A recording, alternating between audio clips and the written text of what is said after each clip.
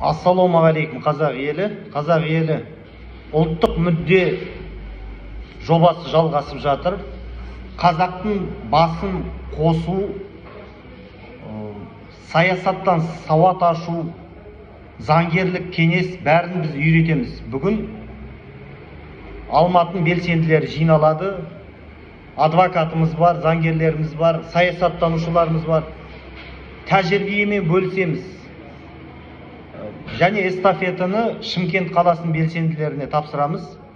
Қазір осы видеоны жариялаймыз. Қалай біз жиналып, бас қосып, түбі әрине қоғамдық ұйым ашамыз. Қазір біз солтүстікте 2 қоғамдық ұйым аштық. Ары қарай енді қалай қазақтың басын біріктіреміз. Оралдың қазақтары хабарласты. Енді ары қарай жұмысымызды жалғастырамыз.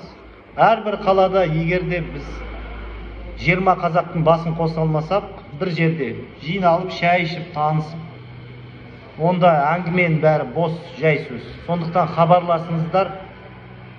Байланыс телефоным +380 680 25 27 25. 7 жылдық тәжірибеміз бар, бөлісеміз. Қазақтың басын бірігейік. Ешкімді қораға тықпай, заң аясында жұмыс істеуге үйретеміз. Хабарласыңыздар, күтемін.